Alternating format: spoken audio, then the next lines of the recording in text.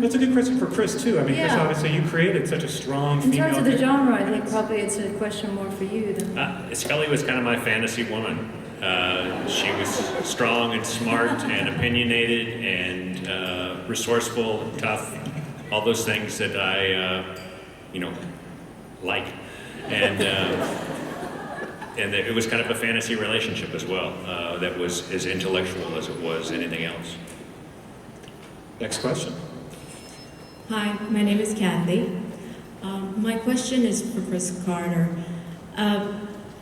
In Dana Scully's character, you chose to have her have a very spiritual aspect to her character. And I'm curious as to why you chose to weave a religious thread through a series about extraterrestrials. It was a natural for me because she was a scientist, but that made her character a sort of slightly one-dimensional character, and that if she had a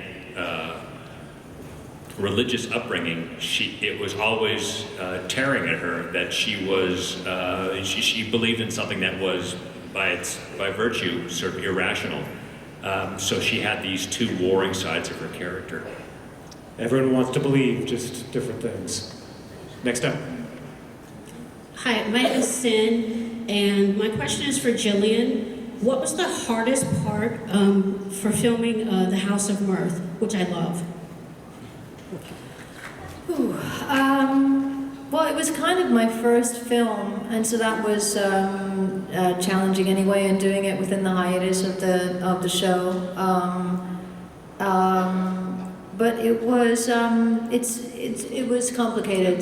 Terrence Davies is a complicated man, and in a wonderful way, he has a bit of genius in him. And I think probably above all else, it was just us trying really hard to manifest his ideas. But that's really, it wasn't, I've worked on a lot harder things than that since then. All right, next up. Hi, I'm Mary.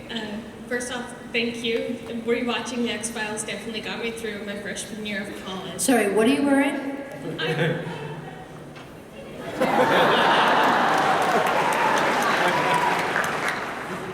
Anyway, my question was,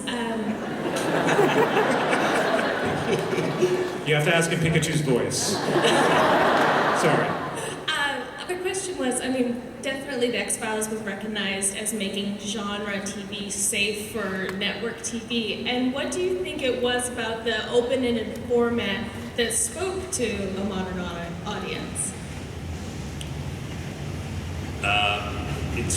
People sort of credit us with making popular or useful this mythology formula, that you could actually have a show that had a serialized quality, and we had sort of both. The show was a lot of things. But I think Vince pointed out something in a recent article, which I actually had forgotten about, is that there was a show called Wise Guy, which was actually serialized long before the X-Files. So people had done the open-ended thing before successfully. But I think that we showed that you could actually have a sort of spine to the show, which was an ongoing storyline that people would come back to week after week. Was it ever tough to sort of determine when you were going to go far into the mythology versus doing standalones? We actually figured it out like on the fly. We didn't know that was going to happen. We knew there would be a mythology, and it just kind of played out that way. And we did a two-parter in season 2, Colony and the Endgame, and people ate it up. And that was like, for us, it was like, we can do this. We can do it several times a season, and it worked. Next question. Hi, my name's... Oh, that's loud. Sorry. Hi, my name's Alicia. This is for both Jillian and David. I'm just wondering, since The X-Files was filmed for like season 5 was Vancouver, and then 6 to 9 was in LA. California, whatever it was. What was your LA, whatever. What was your favorite place to shoot? Oh, well, I think don't look at me like that. We kind of grew up as a group, as a show, as as performers, Jillian and I, in Vancouver, just all came together in the beginning there. So I think nostalgically, I'll always have that'll be, for me, the X-Files home. Well, you guys made a point of shooting the movie back in Vancouver, so you guys went back. Yeah, that would be just location contingent, so Chris would have determined that. But, you know, just the energy of beginnings and getting to know all these people and just starting something that we didn't know what it was going to be, you know, and that being in a strange city at that time for all of us, it was all of one piece. I think I have to agree. I mean, in both places, we created families. There was a big family that we had up there, which was the crew, and there was a completely different family that we developed over the time in Los Angeles. And both of them were equally strong and very, very different. It was, you know, it was completely different shooting in Los Angeles than it was in Vancouver. And I mean, aside from the how much more expensive it was for us to shoot down here, but it was also just things changed in terms of the amount of time that both David and I were actually on the show. There were more characters. We ended up having more time off, I think, once we came down to LA, which kind of felt like a novel idea. That was quite enjoyable, but I think Vancouver probably nostalgically. Great, next up. Hi, my name's Becky. I know that the character of Dana Scully was a physics major and inspired me to major in physics and go through and get my PhD, and thank you. I wanted to know if you either have thought about doing anything to inspire other women in physics, if this is something you've heard a lot, that people will go on in physics because of Dana Scully's science background. A lot of women actually have come up to me and told me that they went into physics because of Scully, and I think there was also something that was written in a science textbook, something called the Scully effect, which was just a huge amount of more women who were getting into the sciences around when the X-Files was on than they had experienced before. Chris, wasn't there also, from my point of view, men often come up to me and say that they got into Scully because I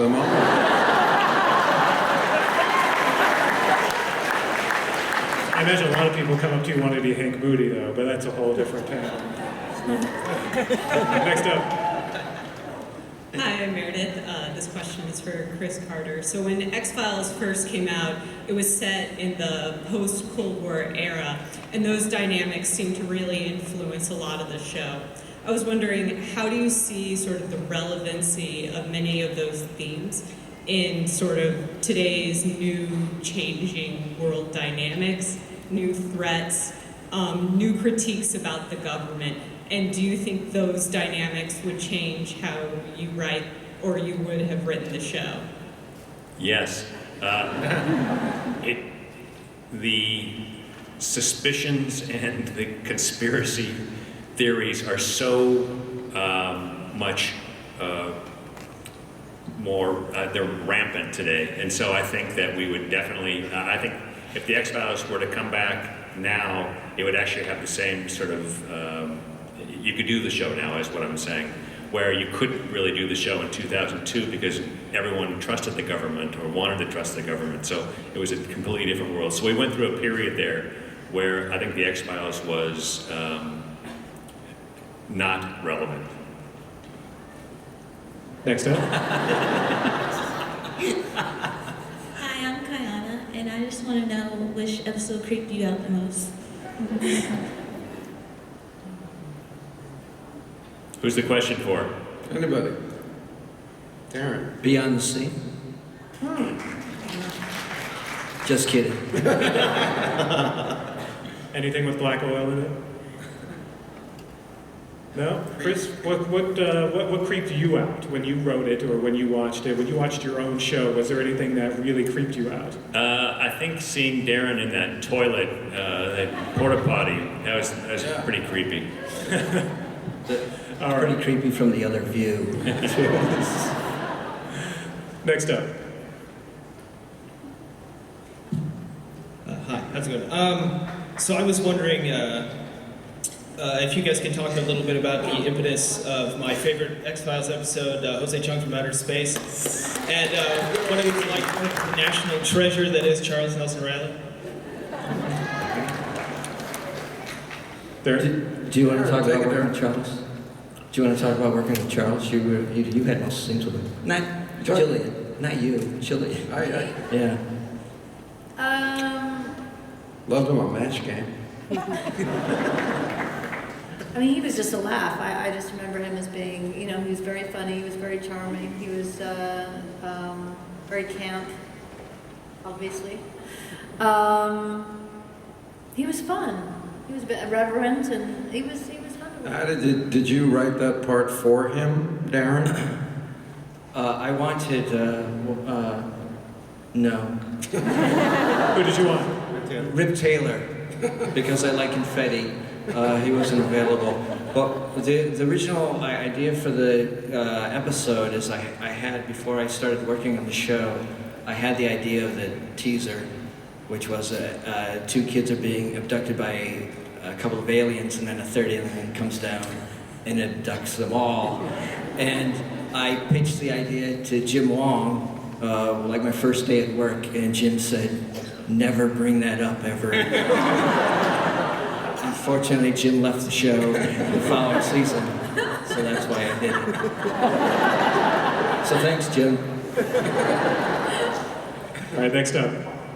We have time for one more question. I wanted to thank you all for coming, because I know none of you are really regulars on the convention circuit, and it really means a lot that you came out for this.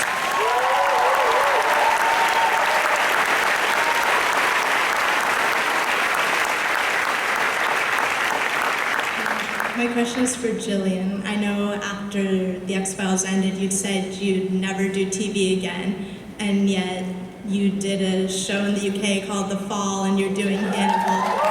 And so I was wondering if there's something about detective characters that speak to you, or what it is that brought you back to our televisions again. It was mostly just because of the time commitment, and after having, when the series ended, I didn't know whether I wanted to be on another set again, period, for a very long time, just out of exhaustion, and but after enough time passed and looking at material that was coming my way and saying no for such a long time to so many things, and realizing it's just about timing. It's about when The Fall came across my desk, it was exactly the kind of thing that exactly the type of material that I respond to and that I would want to watch, and I feel very strongly about that piece, and so that's what started it. And then initially it was NBC, them offering me a short arc on Hannibal, which I figured was probably going to be the 3 episodes that it was, and I said to them from the beginning that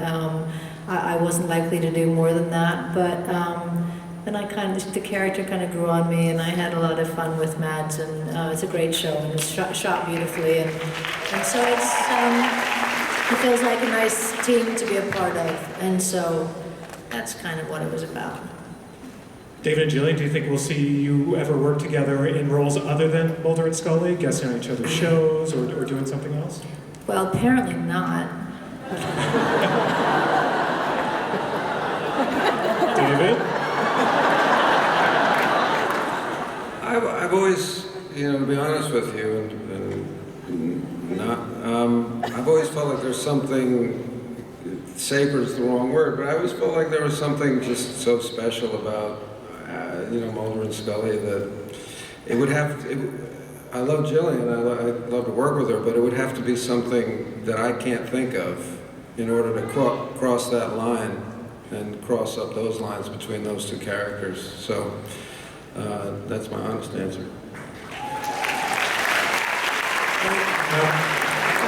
Chris, we're getting to the end of the panel now. Let's talk about the future. So, when will we see X-Files 3, and will it be about the alien conspiracy?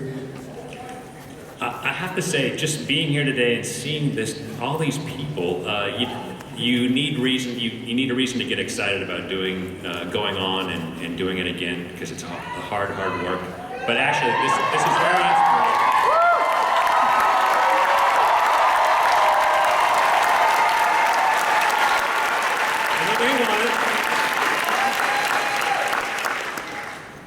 So what were you saying? Okay. I said it. All right, well, we'll keep our fingers crossed, obviously, and hope for the best. We'll continue to trust no one. The truth is out there, et cetera, onward and onward. 20th anniversary. Oh, and then one final thing, by the way, I promised 20th home video that I would let you guys all know about something exciting going on with, as I'm stalling, finding their piece of And while he's doing that, you see this this stand-up cutout thing over here of the two of us? Everybody see that? I'll sell it to the highest bidder for charity. But you gotta go quick. Oh. Got 300. 600. Is it 600? Is it 1,000? Anybody can go higher than 1,000? Darren Morgan said, Darren Morgan told me 3,000. 1,000? Wow, this turned into an auction. Can't hear you. 1,500. No, 2,000. This is how we're going to get the movie made, by the way. This is our Kickstarter.